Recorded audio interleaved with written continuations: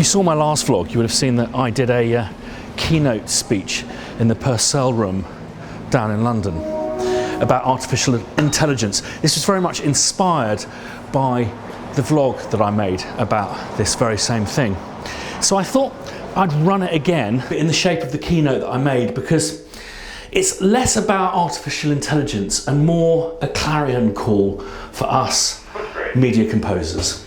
Doors opening. A statement of intent that kind of ties very much in with my endeavours aside from Spitfire. I guess the one difference between what I presented at the Purcell Room and what I'm presenting here is a lot of the materials that I presented would be in breach of copyright. So you're going to have to kind of cooperate with me and the links I've placed below, presented as exhibits. What I love about this community, and also the kind of microcosm that was at Screen Music Connect, we have chosen to kind of tell stories and move people emotionally through the medium of music. So where my last video kind of addressed artificial intelligence and music, this one goes very much more to the kind of heart of what it is to be human, to have emotions, to have empathy.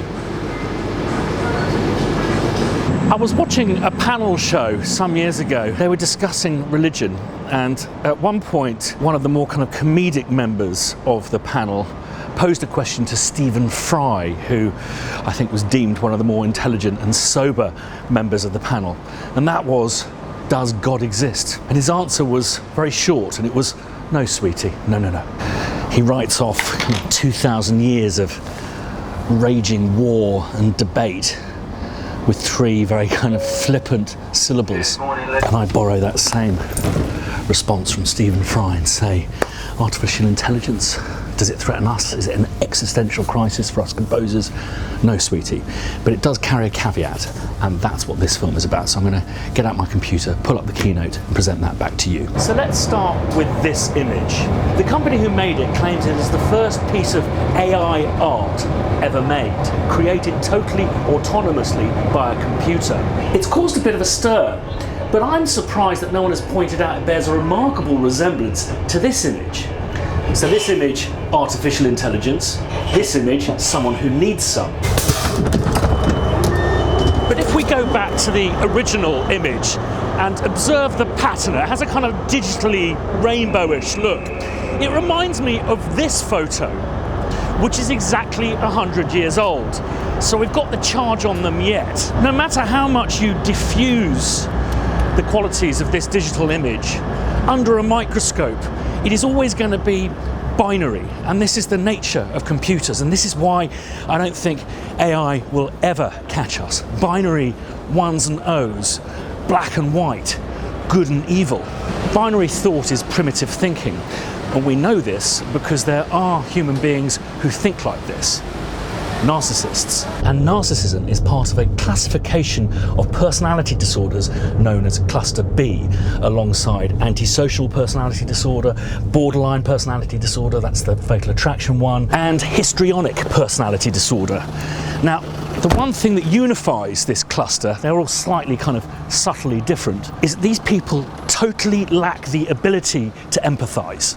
And whilst there are plenty of band leaders and lead guitarists who are raging narcissists, I don't believe you can be a truly effective media composer without having empathy. Our job is to help tell stories by inciting emotion in people via the medium of music. We have to imagine how the characters in a film or TV show are feeling and convey that on to the audience. A great example of this is the shower scene in Psycho. Bernard Herrmann thought, what would it feel like to be in her position? And what he came up with fucking hurt. We provide the context, the consequence of the scene. We can tell you what people are thinking, and I just don't think you can do that effectively without empathy. By being able to imagine the emotional impact our music is going to have on others, we can gauge our kind of emotional aperture accordingly. And we use empathy when we're trying to be experimental, adventurous, and original, because we register the impact of what we're doing. Have a listen to Exhibit A. It literally defies logic, that use of that music. Now, you could probably input that into a computer. I want this scene of kind of destruction and hell to be scored by a guy with a funny voice, quite damaged voice, over some cheesy music in a major scale. And what else? And it's got to be about how wonderful the world is, and you know, just play on the whole opposites thing.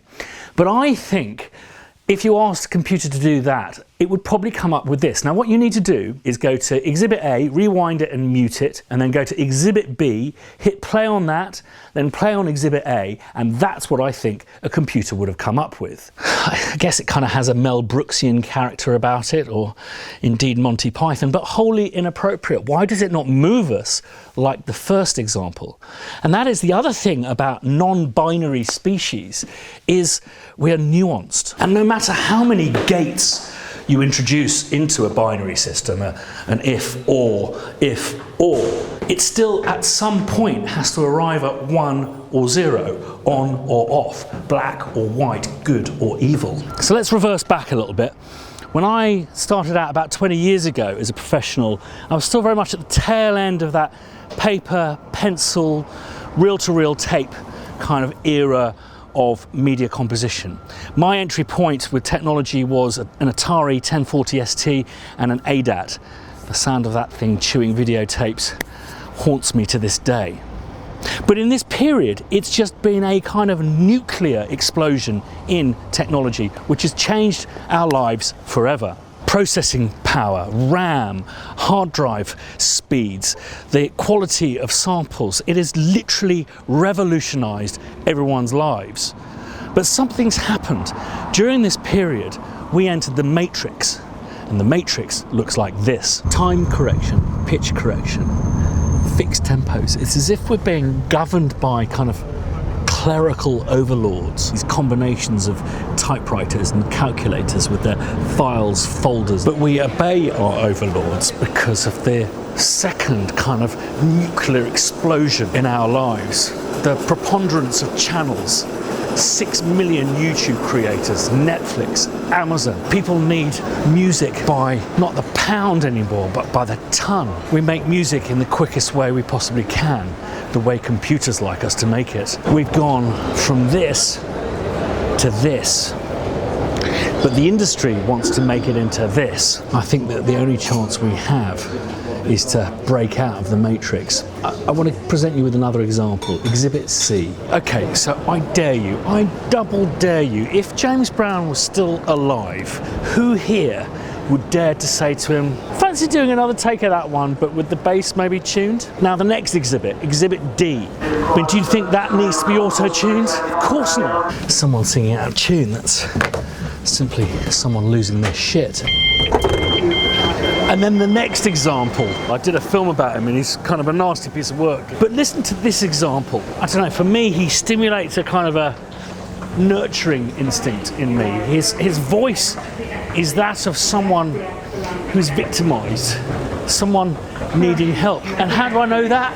Well, I can't really tell you. I'm just a human. It's the nuance. So to come to a rather clumsy conclusion in the middle of Gatwick Airport, I strongly feel that the only way that AI can compete with us is to first become human. It first has to develop empathy and a means of creating and responding to nuance. And it's nowhere near that yet. However, if we keep obeying the commands of our clerical computer overlords, if we succumb to the convenience of computerized music, I think we should shun, quantize, auto-tune, fixed tempos, and come up with something that is more nuanced, more human, more rich with empathy. We need to climb out of the matrix and make something more human. Apologies for possibly duplicating a film I made only a few weeks ago. I hope this kind of clarion call to bringing things out of the box is clearer. Normal service will resume soon. If you like what I do, hit like. If you haven't subscribed yet, please do. I've got a particularly angry video planned in my head about comments made about the fact that I like Beyonce and how that kind of renders me to be a moron. If you want to be notified the next time I post a video, hit the little bell button, and see you again next time. Bye bye.